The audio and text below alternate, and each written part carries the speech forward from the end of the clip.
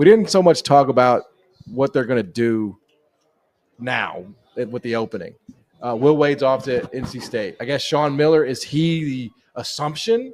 But, of course, he's playing tournament games. Not that has mattered. But is he the assumption? We don't know. I mean, he was the guy that they wanted 2 years ago. If Rodney Terry didn't go to the Elite Eight, I don't know where Chris Del Conte stands in terms of who he'll go after here once it becomes official with Rodney Terry. But I would think Sean Miller will be in the mix. All right, but you are Chris Del Conte. You are in charge. You are making this hire. Yeah. Give me your list. Like who are you calling first? And obviously you're going to say some of the names that everyone always says at the start of all these job searches. So let's just get past that part of it, right? The guys you're not going to hire. Who the realistic hires that you think you can make? I might take a run at Will Wade now. I might quickly take a run at him and just make sure, right when they get knocked out. If he doesn't sign anything, again, I don't know if he'd do it, but Texas is a lot better job than NC State. We know that. If not, I'd look at Brent Underwood. Sean, those are two. I'm trying to think of somebody else who's kind of an up-and-comer. I feel like we say the same names. Yep. No, it's true. Yeah. You say the same damn names. It's like, you want the same. I have a theory on that. I feel like we've kind of rotated, like the coaching carousel has gone quicker in recent years. Like guys are getting less of a leash. Where you used to get 5 years, now you get 3. You'll get 2 in the future. A lot of times, yeah. Some guys because you get an IL now. So the crop of next guys up are like it goes quick. So where like they're Archie not as established. Yeah, Archie could have been the next guy up for like 3 or 4 years, and Shaka, we were talking about him for like 5 years before Texas finally hired him.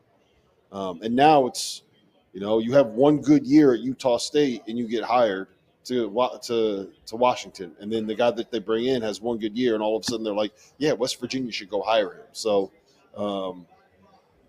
I think that's part of it as well. Go after Tommy Lloyd. Try Tommy Lloyd if you're Texas. That seems lateral. Well, it is lateral. It's just Arizona doesn't pay. They don't pay like Texas pays. They don't have the money Texas does. They wouldn't find it? I don't know if they can. I mean, Texas can get it because of football. Right. So, that's interesting.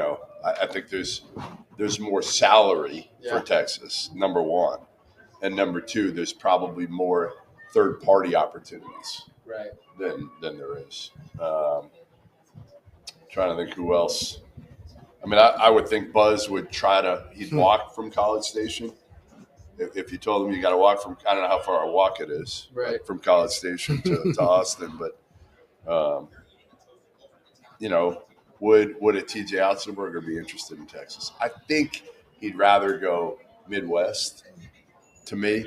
Yep. But I'd go after him. I would absolutely go after him. Todd Golden's got a big buyout. Right. Yeah. Otherwise, I'd look at him. I mean, Texas, think about it. Todd Golden, if you're Texas. I agree. Yeah.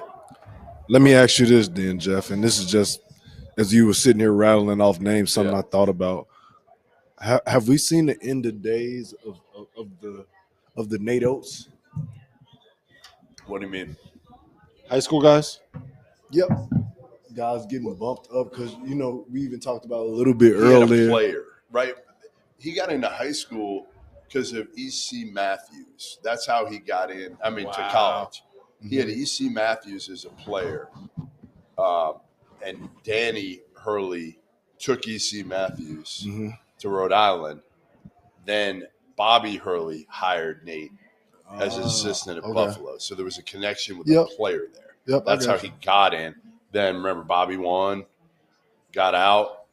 Nate took over, and then Greg Byrne was a AD that had no problem taking a risk. Right.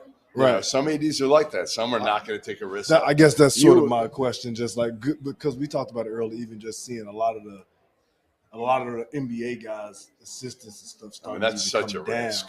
But so the buyouts, they don't have to pay a buyout. Yeah, that's for true. those NBA That's guys. true. Yeah. So I was just thinking, you know, are we done seeing the 80s thinking actually outside of the box? Like, yeah, this guy's young. He don't got a lot of experience, but damn, he can coach. I think he could be really good.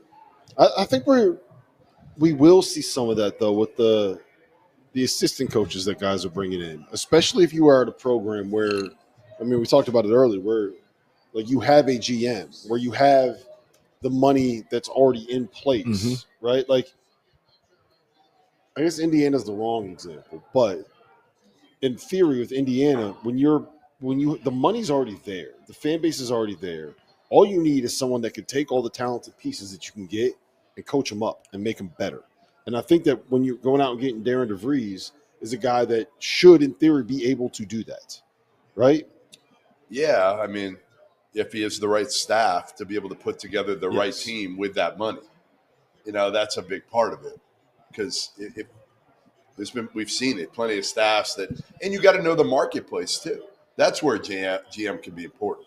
It's figuring out that you're not overpaying. You don't want to be paying, $500,000 for a guy that you could get for $250,000. Yep. Wow. Look Appreciate it, man.